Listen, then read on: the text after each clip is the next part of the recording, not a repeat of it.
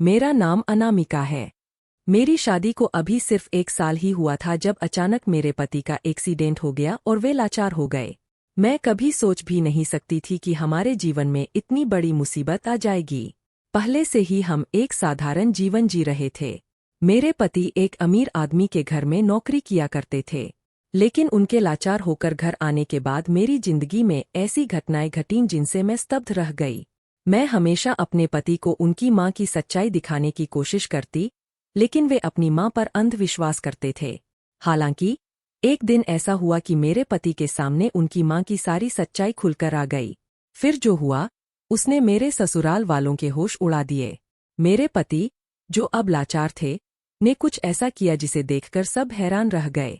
मैं गरीब परिवार से थी, लेकिन बहुत सुंदर थी। अमीर घरों में गरीब बेटियों की शादी होती है तो लोग उन्हें खुशकिस्मत मानते हैं, आशीर्वाद देते हैं, लेकिन असल में उन्हें हालातों के साथ समझौता करना पड़ता है। मेरे पिता का देहांत तब हो गया था जब मैं सिर्फ 7 साल की थी। मेरी मां गरीब थी और कपड़े सिलकर घर चलाती थीं। उन्होंने मुझे पाल पोस कर बड़ा किया और मेरी शादी करना चाहती थीं। मगर गरीब बेटियों के लिए अच्छे रिश्ते मिलना आसान नहीं होता। मेरा रिश्ता पड़ोस के गांव से आया था। सुनने में आया था कि लड़का एक बड़े बंगले में नौकरी करता है। घर में उसकी 2 बहनें और मां के अलावा कोई नहीं था। घर अपना था और वह अच्छा खासा कमाता था। मेरे लिए इतना ही काफी था कि रिश्ता एक मेहनती इंसान से आया था। गरीब लोग अपनी बेटियों की शादी ऐसे घरों में करना चाहते हैं जहां उन्हें मेहनत से जीवन यापन करना हो। लड़के की मां और बहनें मुझे देखने आईं और देखते ही मुझे पसंद कर लिया। मेरी मां को भी लड़का पसंद आया और इस तरह मेरी शादी हो गई। मैं अपनी मां को छोड़कर कहीं जाना नहीं चाहती थी, लेकिन मेरी मां ने समझाया कि शादी के बाद ससुराल जाना ही पड़ता है। मेरी मां ने मेरे लिए जो थोड़ा बहुत दहेज इकट्ठा किया था, उससे मेरी शादी की।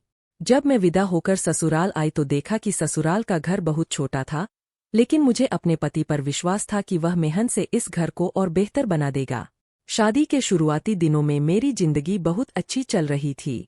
मेरी सास और नंदे मुझसे बहुत प्यार करती थीं। मेरे पति ने शादी के बाद 1 हफ्ते की छुट्टी ली थी और वह हफ्ता बहुत अच्छा गुजरा। मेरे पति बहुत अच्छे इंसान थे और मुझे बहुत प्यार करते थे। शादी की रात उन्होंने मुझे मुंह दिखाई में 5,000 रुपए दिए थे, जिन्हें मैंने बहुत संभाल कर रखा था। वह रकम मेरे लिए बहुत खास थी। शादी के 1 हफ्ते बाद जब मेरे पति ने फिर से नौकरी पर जाना शुरू किया, तो सास का व्यवहार बदल गया। पहले तो उन्होंने कहा था कि मैं नई नवेली दुल्हन हूं, इसलिए 1 महीने तक मुझे कोई काम नहीं करना होगा। लेकिन जैसे ही मेरे पति घर से निकले, सास ने मुझसे किचन में खाना बनाने को कहा। मैंने थोड़ा हैरान होकर उनके कहे अनुसार खाना बनाया। इसके बाद उन्होंने मुझसे अपने पैरों की मालिश करवाई। मैंने देखा कि मेरी नंदें, जो पहले सारा काम करती थीं, अब कुछ नहीं कर रही थीं। पूरा दिन मेरे साथ किसी न किसी काम में उलझी रही और मैं थक कर चूर हो गई। जब शाम को मेरे पति घर आए, तो सास और नंदें अचानक से घर के काम में जुट गईं। मुझे समझ नहीं आया कि ये अचानक से क्या हो गया। सास ने मुझे आराम करने को कहा और खुद काम में लग गईं।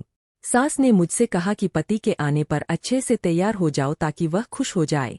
मैंने उनकी बात मानकर नई साड़ी पहन ली और मेकअप कर लिया।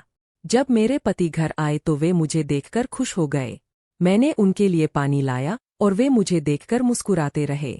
मैंने खाना गर्म करने के लिए जाने की कोशिश की, लेकिन सास ने मना कर दिया और कहा कि मैं अपने पति के पास बैठूं। रात में जब हम सोने के लिए गए, तो मेरे पति ने पूछा कि मेरा दिन कैसा गुजरा। मैंने उन्हें बताया कि सब कुछ अच्छा था, लेकिन कई बार उनकी याद आई। हालांकि मैंने उनसे यह नहीं बताया कि पूरा दिन मैंने काम किया और बहुत थक गई थी। वरना मेरा पति सोचने लगता कि घर के काम मैं नहीं करूंगी, तो फिर कौन करेगा। अगले दिन जब मेरा पति काम पर चला गया, मेरी सास का वही व्यवहार दोबारा शुरू हो गया।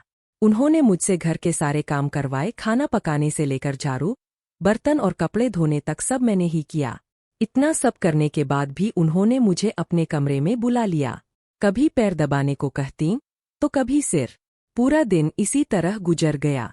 जब मेरे पति के आने का समय हुआ, तो मेरी ननद और सास काम में लग जाती और मुझसे कहती कि तुम तैयार हो जाओ। मेरी जिंदगी पिछले कई दिनों से इसी तरह चल रही थी।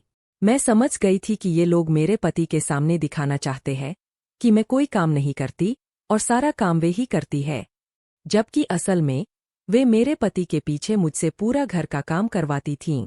जब मेरे पति घर पर नहीं होते थे तो मेरी सास और ननद घर की मालकिन बन जातीं और मुझे नौकरानी समझतीं। लेकिन जब मेरे पति घर पर होते तो ये लोग ऐसे व्यवहार करतीं जैसे उन्होंने मुझे घर की मालकिन बना रखा हो और मैं उनकी बहू नहीं बल्कि बेटी हूँ। मेरा पति हमेशा मेरी सास और ननद की तारीफ करता। उसने कभी मेरी तारीफ नहीं की। वह मुझसे कहता था कि तुम बहुत भाग्यशाली हो कि तुम्हें इतनी अच्छी ससुराल मिली है। मेरी माँ और बहनें तुमसे बहुत प्यार करती है और तुम्हें अपने आप को खुशनसीब समझना चाहिए, वरना तुम जानती हो कि जब लड़की ससुराल चली जाती है तो ससुराल वाले उसे कितना तंग करते हैं। मेरा पति हमेशा मुझे याद दिलाता कि तुम्हें मेरी माँ को अपनी सगी माँ की तरह समझना चाहिए और मेरी बहनों को अपनी बहन बनाकर रखना चाहिए। इसी तरह से घर चलता है। कभी भी मेरी माँ या बहनों से ऊंची आवाज में बात मत करना, वरना मैं नाराज हो जाऊंगा। अगर उनसे कोई गलती हो भी जाती है तो उसे नजरअंदाज करने की कोशिश करना। मेरे पति ने मेरे आगे इतनी सारी शर्तें रख दी थीं कि मैं कंफ्यूज हो गई थी। एक दिन तो मेरी सास ने हद ही कर दी। हमारे घर कुछ मेहमान आने वाले थे। मेरे पति ने कहा कि शादी को काफी दिन हो गए हैं और अभी तक मैंने अपनी पत्नी के हाथ का बना खाना नहीं खाया है। आज मेरे दोस्त दूसरे शहर से आ रहे हैं और उन्होंने कहा है कि वे अपनी भाभी के हाथ का बना हुआ खाना खाना चाहते हैं। इसलिए मैं चाहता हूं कि अनामिका, तुम ही उनके लिए खाना बनाओ। इस पर मेरी सास ने कहा कि नहीं, बहू इतनी गर्मी में रसोई में काम नहीं करेगी, उसकी तबीयत खराब हो सकती है। हालांकि इतने दिनों से मैं घर का सारा काम कर रही थी, लेकिन तब तो मेरी सास को मेरा ख्याल नहीं आया था। अब जब मेरे पति के सामने अच्छा दिखना था तो वे ऐसा कह रही थीं। जब मेरे पति के दोस्त आने वाले थे तो मैं किचन में खाना बनाने की तैयारी करने लगी। मेरी सास ने मेरे पति के सामने मना कर दिया था कि बहू खाना नहीं बनाएगी, मैं खुद खाना बनाऊंगी। लेकिन जैसे ही मेरे पति अपने दोस्तों को लेने के लिए रेलवे स्टेशन गए और उन्हें घर आने में देर हो गई, मेरी सास ने मुझे किचन में खड़ा कर दिया और सारा खाना मैंने ही बनाया। जब मेरे पति घर आए तो मेरी सास ने मेरे सामने ही कहा कि उन्होंने सारा खाना बनाया है और थक गई है। मेरे पति ने मुझसे कहा कि तुम भले ही खाना नहीं बना रही थी, लेकिन तुम्हें माँ के साथ किचन में मदद करनी चाहिए थी। तुम्हें पता है कि वे बड़ी हो गई है और उनसे इतना काम नहीं होता, फिर भी वे सारा काम करती है। मेरे पति की यह बात सुनकर मैं बहुत आहत हुई। मैंने अपने पति से कहा कि आपकी माँ एक्टिंग कर रही है, सारा खाना मैंने ही बनाया है। लेकिन मेरे पति ने मुझ पर विश्वास नहीं किया और कहा कि झूठ बोलने की कोई जरूरत नहीं है। उन्होंने मुझे चुप रहने का इशारा किया क्योंकि घर में उनके दोस्त थे और वे कोई बहस नहीं करना चाहते थे। जब मेरे पति के दोस्त चले गए तो वे बिना कुछ कहे चुपचाप सो गए। मैं खामोशी से सब सहती रही क्योंकि मैं समझ चुकी थी कि मेरी सास और ननद बहुत चालाक है और मेरे पति के सामने सीधी बनने की कोशिश करती है। मेरी जिंदगी इसी तरह से गुजर रही थी जब एक दिन अचानक मेरी दुनिया बदल गई। मेरे पति के काम से मुझे फोन आया कि वह अस्पताल में है, उनका एक्सीडेंट हो गया है। मैंने यह बात अपनी सास को बताई और हम दोनों अस्पताल पहुंचे। वहां जाकर मैंने देखा कि मेरे पति का ऑपरेशन चल रहा था। उन्हें एक तेज रफ्तार कार ने टक्कर मार दी थी, जिससे उनकी दोनों टांगें बुरी तरह घायल हो गई थीं। ऑपरेशन के बाद डॉक्टरों ने बताया कि वह अब चल फिर नहीं सकेंगे। मेरे पति का इलाज उस मालिक ने कराया जिनके बंगले में वे काम करते थे। जब मेरे पति को यह पता चला कि वह अब चल नहीं सकेंगे तो वह बहुत रोए। 15 दिन बाद जब हम उन्हें घर लाए तो उन्हें बिस्तर तक ले जाने में भी सहारा देना पड़ा। अब वह बिस्तर पर ही रहते थे। मेरे पति के साथ इस हादसे ने हमारी जिंदगी को हिला कर रख दिया था। मेरे पति के लिए व्हीलचेयर ला दी गई थी, जिस पर बैठकर वह बाहर तक आ जाते थे। 3 महीने इसी तरह से बीत गए। इस दौरान उनके मालिक ने हमारे परिवार की काफी मदद की थी। वह इलाज का खर्च उठा रहे थे और हर हफ्ते पैसे भी देते थे। लेकिन एक दिन मालिक हमारे घर आए और हाथ जोड़कर कहने लगे, नकुल, मैं तुम्हारी परेशानी को समझता हूँ, लेकिन अब मेरे लिए और मदद करना मुश्किल हो रहा है। मालिक ने कहा, जब से तुम्हारा एक्सीडेंट हुआ है, मैंने जितना हो सकता था तुम्हारे लिए किया। तुम्हारे इलाज में कोई कसर नहीं छोड़ी और हर हफ्ते तुम्हारे परिवार को पैसे भी दिए। लेकिन अब मैं और मदद नहीं कर सकता। मेरी आर्थिक स्थिति भी ठीक नहीं है और मेरे लिए अब यह संभव नहीं है कि मैं तुम्हें और पैसा दूं। मैं आखिरी बार तुम्हें 20,000 रुपये दे रहा हूं, इसके अलावा मुझसे कोई उम्मीद मत रखना। मालिक की बात सुनकर मेरे पति की आंखों में आंसू आ गए। उन्होंने कहा, मालिक, आप जानते हैं कि मैं अब लाचार हो गया हूँ। अगर आप हर महीने मेरी तनख्वाह का आधा हिस्सा भी देंगे तो मेरा घर चल जाएगा। अगर आपने भी मदद बंद कर दी तो मेरा परिवार भूखा मर जाएगा। मेरे पास अब कोई सहारा नहीं है। मालिक ने मेरे पति के हाथ पर 20,000 रुपये रखे और कहा, नकुल, मेरे घर में कई नौकर है, ड्राइवर है और इस समय सबकी स्थिति मुश्किल में है। मैं हर किसी की परेशानी को समझने का ठेका नहीं ले सकता। अब मैं तुम्हें सारी जिंदगी पैसे नहीं दे सकता, खासकर जब तुम अब मेरे लिए कोई काम नहीं कर सकते। यह कहकर मालिक घर से चले गए और हम सभी बहुत परेशान हो गए। उस दिन मेरे पति बहुत रोए और कहने लगे कि अब घर कैसे चलेगा। मैंने अपने पति को सांत्वना दी कि सब कुछ ठीक हो जाएगा, लेकिन दिन कठिनाइयों में गुजरते गए। एक दिन जब हमारे घर में राशन खत्म हो गया तो मेरी सास ने मुझसे कहा, देखो बहू, घर के हालात तुम जानती हो। हमारे पास न पैसे बचे हैं और न ही खाने का सामान। तुम्हें अपने मायके जाकर कुछ पैसे उधार लाने होंगे। मैं हैरान रह गई और कहा, मां जी, आप जानती है कि मेरी माँ कितनी बीमार और बूढ़ी है। वह अपनी सिलाई के काम से गुजारा करती है। मैं उनसे पैसे कैसे मांग सकती हूँ। लेकिन मेरी सास ने मुझसे जोर देकर कहा, अगर तुमने ऐसा नहीं किया तो हम लोग भूखे मर जाएंगे। तुम्हारे पति बीमार है, उन्हें भी तो खाने की जरूरत है। मेरी सास की बातों में आकर मैं अपनी बूढ़ी माँ से पैसे मांगने चली गई। जब मैंने अपनी माँ को सारी परिस्थिति बताई तो वह भी बहुत दुखी हुई और अपनी मेहनत से कमाए हुए 8,000 रुपये मुझे दे दिए। मैं पैसे लेकर घर आई और मेरी सास ने वो पैसे मुझसे छीन लिए। उन्होंने कहा, ये पैसे मुझे दे दो, घर का सारा खर्चा मुझे ही चलाना है। कुछ दिन इसी तरह से गुजरे और वो पैसे भी खत्म हो गए। जब मेरी सास ने फिर से मुझसे मायके जाकर पैसे लाने को कहा तो मैंने साफ इनकार कर दिया। मेरी सास मेरे सामने रोने का नाटक करने लगी और कहने लगी, मुझे अपने बेटे की बहुत चिंता है। अगर उसे समय पर खाना नहीं मिला तो वह और बीमार हो जाएगा। पहले ही वह अपनी दोनों टांगों से लाचार हो चुका है और अब तुम चाहती हो कि वह भूखा भी मरे। मेरे पति की फिक्र मुझे भी बहुत थी। मुझे वह पैसे याद आए जो मेरे पति ने शादी की पहली रात मुझे मुंह दिखाई में दिए थे। मैंने वो 5,000 रुपये अपनी सास को दे दिए। लेकिन मेरी हैरानी तब और बढ़ गई जब मेरी सास ने मेरे पति के सामने यह दिखाया कि ये पैसे उन्होंने ही जोड़कर रखे थे। मेरे पति ने उनकी बातों पर यकीन कर लिया और उनकी इज्जत और बढ़ गई।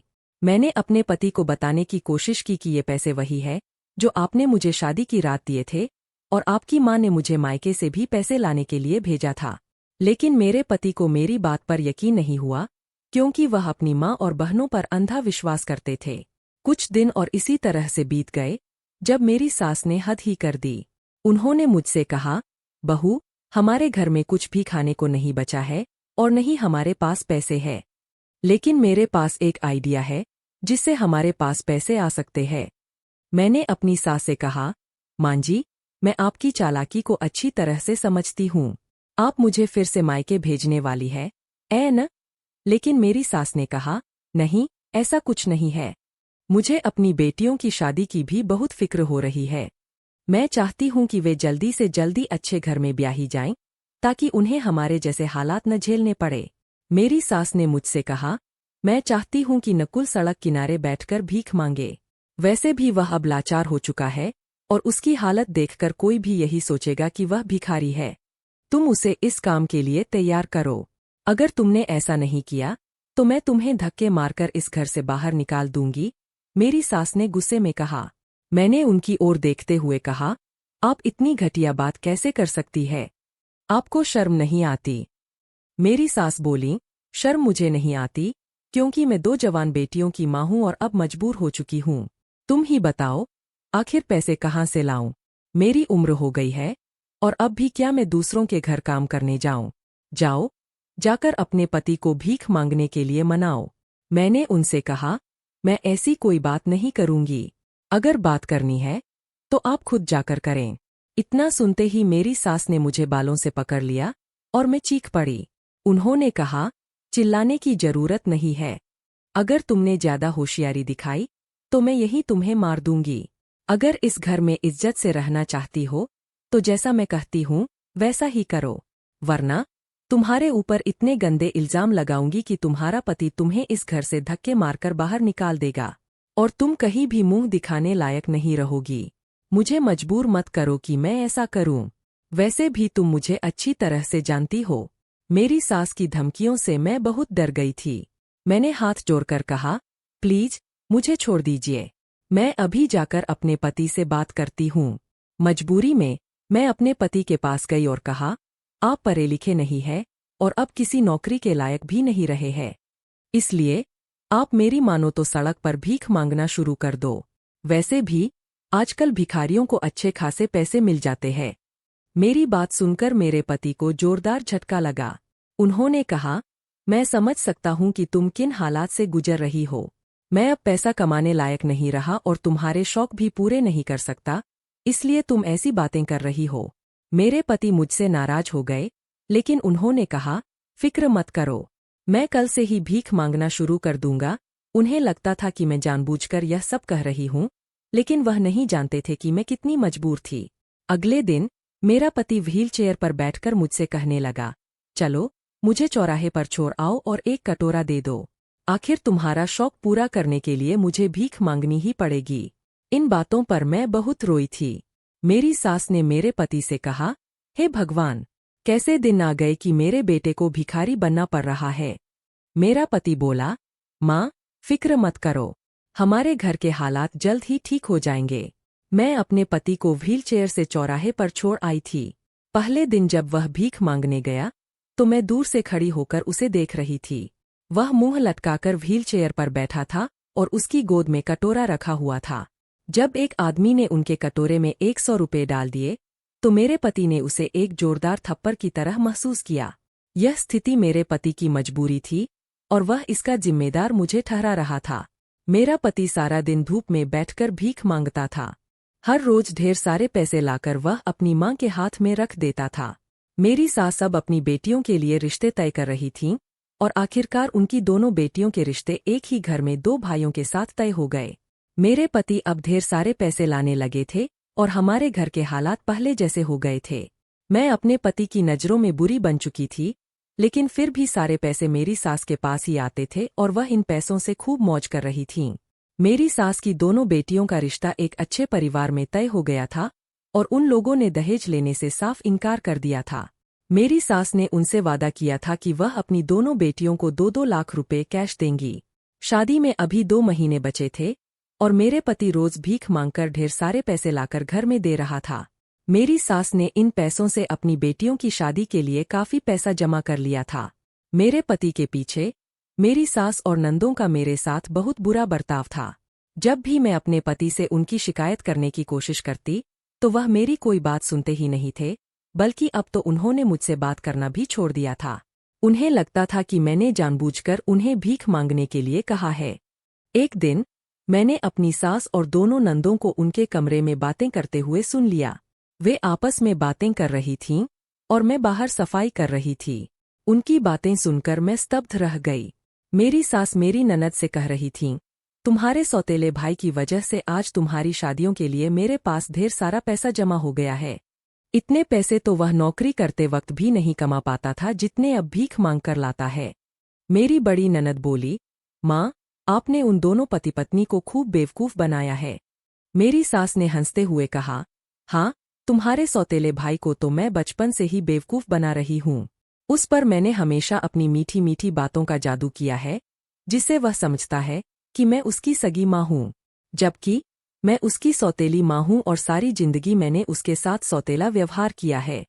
यह सारी बातें सुनकर मैं हैरान रह गई, क्योंकि मुझे भी नहीं पता था कि मेरा पति उनकी सगी औलाद नहीं है। अब मुझे समझ में आया कि मेरी सास मेरे पति के सामने इतनी अच्छी क्यों बनती थीं और उनके पीछे मुझसे गलत व्यवहार क्यों करती थीं। मैंने सोचा कि जब मेरा पति घर आएगा तो मैं उसे यह सारी बातें बताऊंगी। रात को जब वह घर आया तो मैंने उससे बात करने की कोशिश की, लेकिन वह मुझसे नाराज था और बात नहीं करना चाहता था।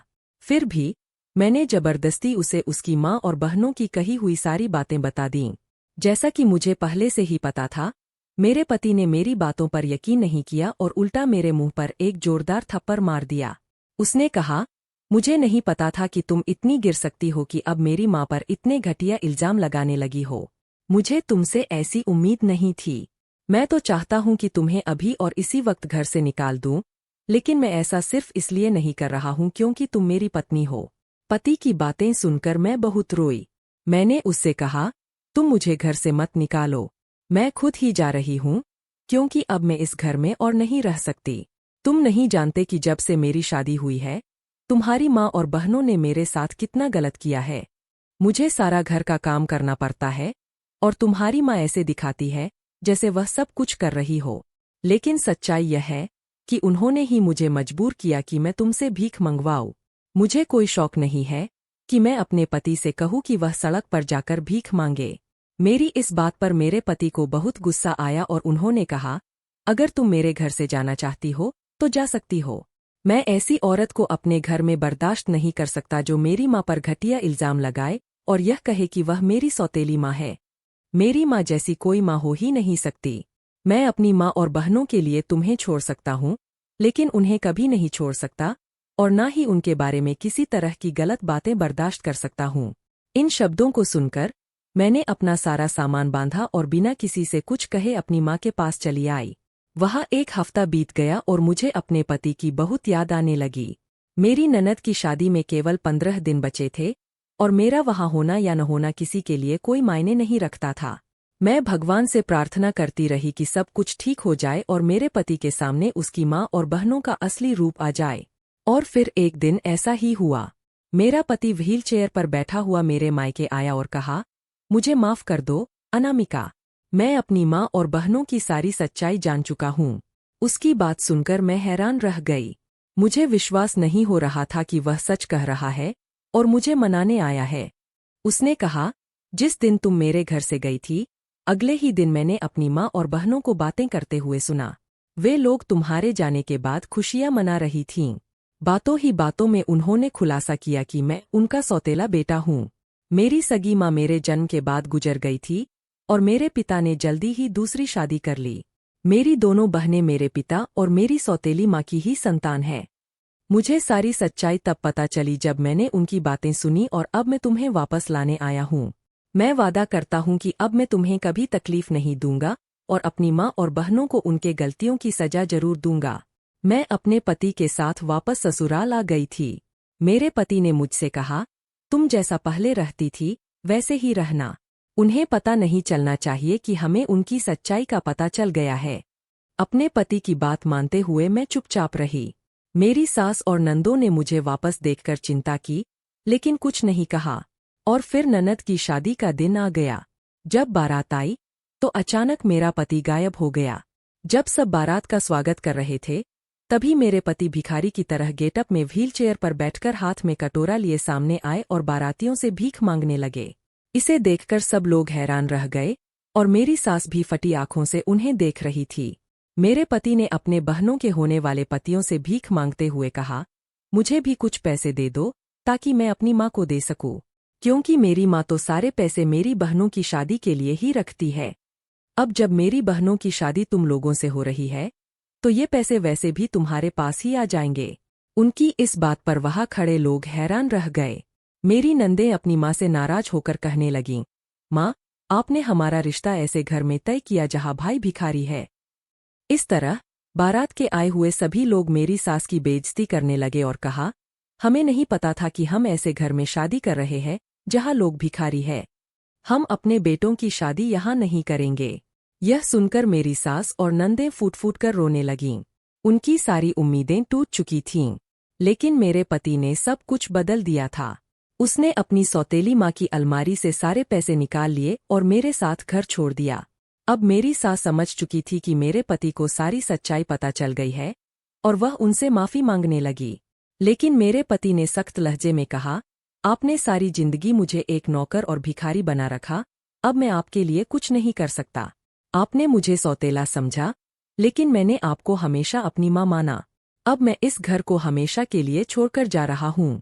आपने मुझे हमेशा सौतेला बेटा समझा था, और अब मेरे पिता का सौतेला बेटा आपके किसी काम का नहीं रहा। यही सजा है आपकी नफरत की। मेरे पति ने मेरा हाथ पकड़ा और हमें घर से बाहर ले आए। लेकिन मेरी सास बार बार उन्हें रोकने की कोशिश करती रही। मेरे पति ने उन्हें माफ नहीं किया और उनकी हालत पर छोड़कर हम घर से निकल आए। मेरे पति के पास कुछ पैसे थे जो उन्होंने अपनी सौतेली माँ की अलमारी से निकाले थे। उन्होंने मुझे मेरे मायके ले जाकर वही पैसे इस्तेमाल किए। मेरी माँ का घर वैसे भी 1 मंजिल का था और वह अकेली रहती थीं। मेरे पति ने उन्हीं पैसों से उस घर को 3 मंजिल का बनवा दिया। इस तरह 1 मंजिल पर एक कमरा बना लिया गया। हमने उन दोनों कमरों को किराए पर दे दिया। अब हम लोग मेरी माँ के घर में चैन और सुकून की जिंदगी बिता रहे हैं। किराए के पैसों से हर महीने इतना मिल जाता है कि हम दोनों का गुजारा आराम से हो जाता है। मेरी माँ आज भी सिलाई करके अपना गुजारा करती है, लेकिन जब हम सब एक साथ होते हैं तो खाना पीना भी एक साथ ही करते हैं। मेरे पति ने अपनी सौतेली माँ और बहनों की तरफ फिर कभी पलटकर नहीं देखा। हम दोनों ने अपनी आने वाली जिंदगी की एक नई शुरुआत की है और अब मैं माँ बनने वाली हूँ। दोस्तों, उम्मीद है कि आपको हमारी कहानी पसंद आई होगी।